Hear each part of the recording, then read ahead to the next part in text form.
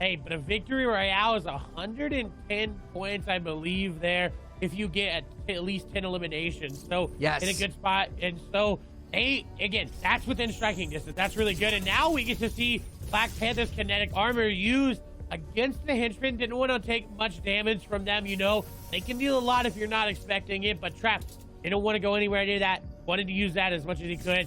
And we now got to see, Iron Man Judy Beam used in such a great way. How good that Volt and Doom's Domain is, right? Dr. Doom is keeping a lot of different superpowers in there.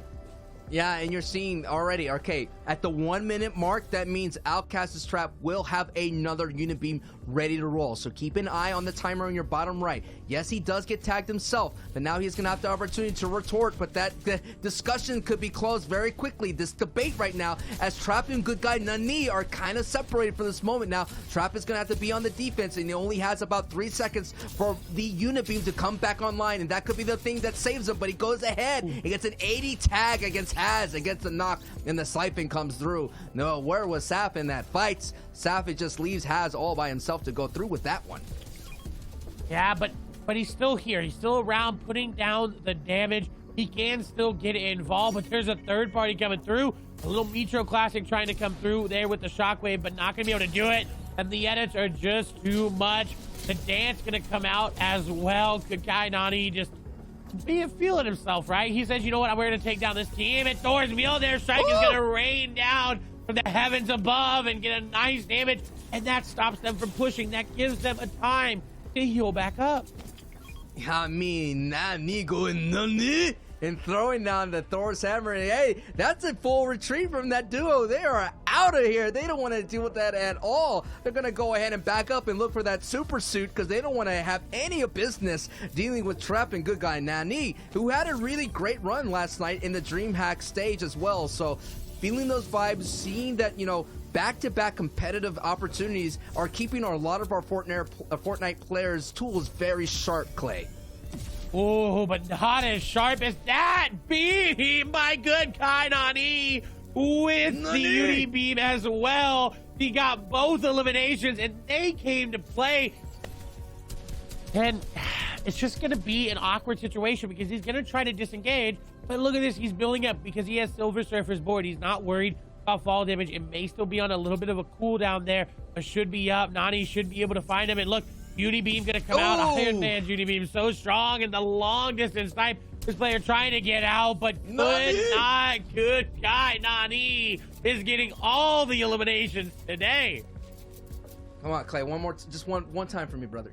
Nani, you gotta give that little bit of oof right behind it because there's a lot of oofs. What kind of Nice build up there. Got a nice ramp. We've seen this before with shockwaves. You build up, you get that arc, you get a long distance range with that Silver Surfer's board, and they are just gonna look to hop in at night. Hops right on to Pope and takes him out in a quick 1-2 combo there with the epic pump.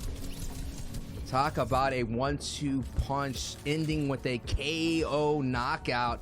Very strong opportunity, and they know this person's down below in the basements, and you got to be careful here. There's not a lot of basements in the Fortnite world, not even in the Alamo in our world, but this basement here is only the safe haven for this player. But the 109 tag is going to come through, and there's the shockwave to get away. But you know Knight and Shark are not going to let this go, and we've been seeing throughout this whole entire time this demon is going to be exercised right outside of this lobby very shortly by Team Xset.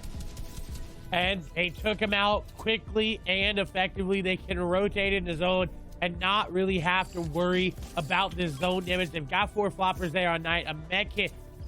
And you know, Knight and Shark making Fort Taylor their home base. If you want to go ahead and contest them, you know where they're going to be, and that is why they're so used to this rotation, and their prowess is just amplified, supersized, whatever you want to call it, by their Marvel powers. And you're seeing a fight break out here on the left side, and Barry just gets tracked, and Barry just gets beamed as you see Knight now laying down the pressure on the other gatekeeper. It's just a matter of moments as Knight and Shark are working together, and you hear it, you heard it, it's locked and ready to roll. It is Venom smash and grab. If need be, they're ready to go ahead and capitalize on that.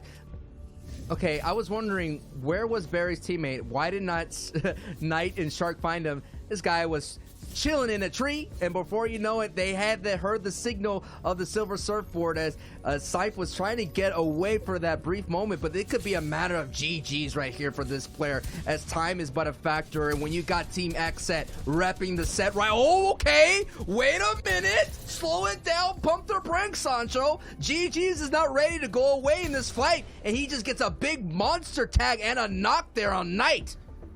Actually, the smasher grab going to be used. The shots go through. He gets him down low. Will he be able to follow up? Third party comes through, and he does. Shark is going to go down. He takes down X Knight and Shark, and he gets a little bit of a flare with that dance on top. Looking like he's going to have this opportunity to surfboard right in. I think Acorn, we already saw, not afraid to take engagement as a solo, and that is the kind of, like, that just separates you from the top of the, like, the elite there, Clay. Is like, hey, I know the numbers are not against, the odds are not against, they're against me, but I'm going to go ahead and just go right in and turn everything on my favor. He knows he's got that beautiful shotgun there. As we see Perfect Hill gonna get elimination. Lol Sampa gonna be in the feed as well. First time we get to see them on the broadcast. But Acorn is just decimating kids. That's so true. You know, Acorn now chilling in the cone, waiting for his opportunity to strike. He does have that firepower in that shotgun to hit someone really super hard as someone walks his way. GG's does go down in the feed. Someone who took out Team X set as a 1v2 situation was able to utilize. And here it is, Acorn sending that ultimate trap. Poof, pow, surprise.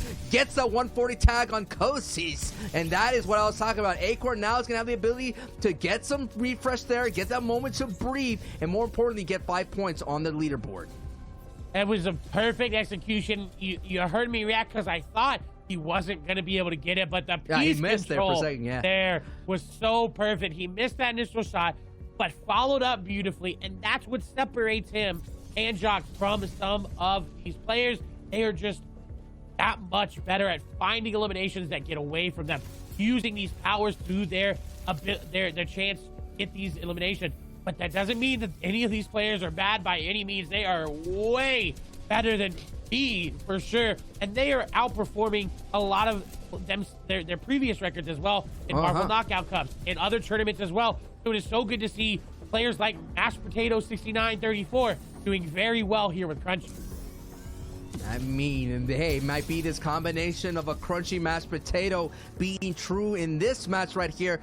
3 E-limbs in that Unibeam opening up that engagement. And taking a look at their kit here, they're electing to have crash pads, which has been a huge factor. Those crash pads may be a thing, and those crash pads will have to come to play as Zone does pull off the clip here. The store industry, it is Zone 6 is going down south, and when things go down south, you gotta watch out for those people coming in from the heavens. We've seen it all the time, some kind of drop kicks with those pump shotguns. That's gonna be a play, and it looks like Nani was able to get back his duo-mate here from Trap.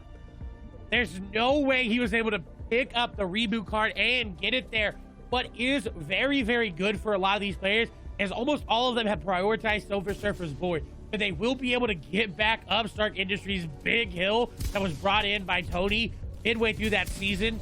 It's not, it doesn't even matter about rotation. He's trying to find all of the eliminations, maybe trying to get that Silver Surfer's board. But unfortunately, he did lose his teammate there, and his Bramble Shield was popped a little bit too early, so now he has to try to bounce her off this top of the board. But will he be able to? His shots come through. He does. Wow, no! good use. What a play! He saves himself with Unibeam. Yes, the Unibeam just has that animation that could kind of just stop yourself from falling, and that moment, brief pause right there for Nani was able to keep him alive and moving in this rotation zone. There he is, the Silver Surfboard trying to make his way to the front on the dead side, but now we have a good hold from Fungus up top, Barbarian holding up at height, and now we're seeing everybody kind of making these rotations, trying to find the front side of the zone with the Silver Surfboard, which we've been seeing that's been so effective here for that Silver Surfer board, and that's what Duke's FN is gonna do. Get to the front side and start turning and burning and start laying down those shots and get himself some big two-piece right then and there. 346 stars, looking great with Vanish Strodies as well, Clay. Yeah, and Nani is still in this game. Acorn's still in this game. Unfortunately, the crunchy mashed potatoes seemingly being eliminated there. Goose still here as well. Acorn will now fall to Strodo's Duke's teammate there, able to pick up that elimination on a very, very big name. And someone trying to do the little Silver Surfer combo there, and unfortunately not able to do so. Nani is going to fall, but Dukes is going to get surprised. There is a player there. The piece control is there for him, but the side jump will get him out. He's running out of builds, running out of time, running out of options. Goose down below, Strobe down there as well. Jordan, Drew trying to make their way in. Crash pads being used, throwing everybody everywhere, just trying to get the shots. Dukes is trying just to hold out for his teammate. We've seen Solo clutches on the high ground time and again, but he's not going to be able to catch himself. Fall damage is there, but he's able to get the big pump. Now a 1v1v1. He doesn't have any heals. He has to get these eliminations. He has to get the shots, and he does. Pietro gonna go down. Dukes now in a 1v1 scenario should be able to pick it up if he hits the shot. And he does. He takes down Drew for the victory royale. Are leading the pack right now. Jamper, AV, 589 points. But take a look. Demonada, aka Kanata, Macwood, right behind them. And take a look. Technically, they have a better scoreline here, right? A victory royale, 79 eliminations.